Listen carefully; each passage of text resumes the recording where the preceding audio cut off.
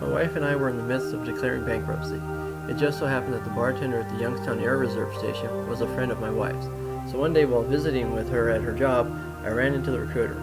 Now I had thought of joining the Air Force when I was younger. In fact, I had joined ROTC at Kent State University. But it was not meant to be, and I dropped out. As we talked and drank, I was intrigued with the possibility of being able to finish my degree, and when he mentioned a $15,000 bonus for certain career fields, I was hooked.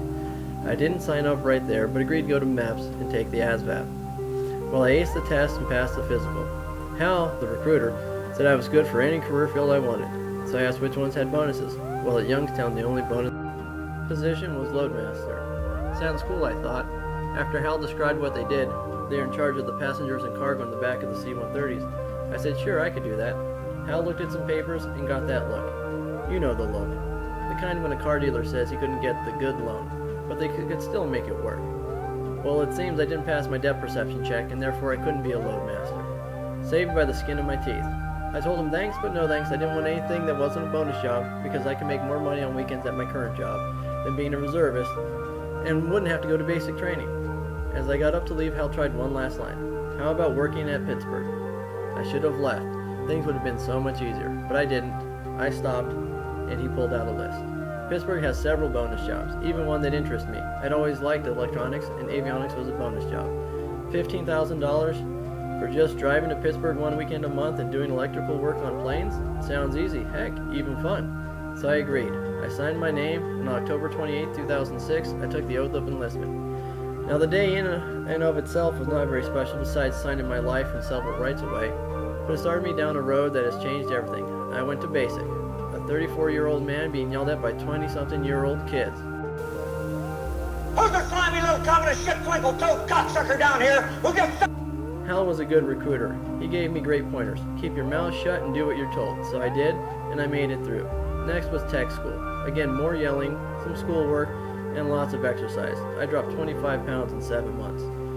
When I finally graduated, I was sick of the military. Sure, I'd show up for my weekend so I could receive my money, but that was it. I was done.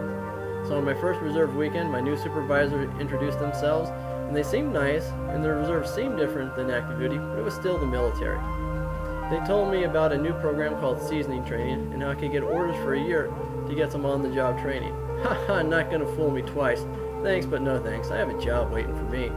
A couple days later, I went to my job to see when they wanted me back and what shift I'd be on. As I met with old friends and told them the horrors of basic, my boss called me into his office. He didn't look happy or mad, just sad. I sat down. Sorry, John, he said. I can't recall exactly what he said after that. I couldn't think straight. The gist of it was the plant was closing. I needed to find a new job. I felt lost, so I did the only thing I could think of. I called Pittsburgh. I would love to do seasoning training. I did it for a year. Then I received orders for another year. And then a 4-month extension that led into orders for a 6-month tour in the desert. After that, I got an art job.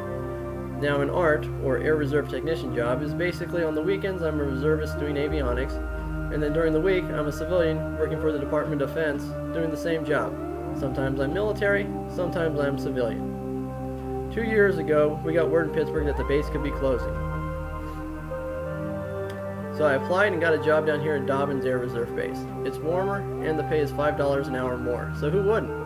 So since the day I enlisted, I've been to 23 different states, 2 Canadian provinces, 2 U.S. territories, 6 countries, and loved every minute of it. We bought a new house in Dallas, Georgia. It amazes me that in this crappy economy, I was able to go from $13 an hour to over $34. It wasn't easy, not just for me, but for my wife and family. We made a lot of sacrifices. And to think that if I hadn't stopped, if Hal had let me leave, where would I be now?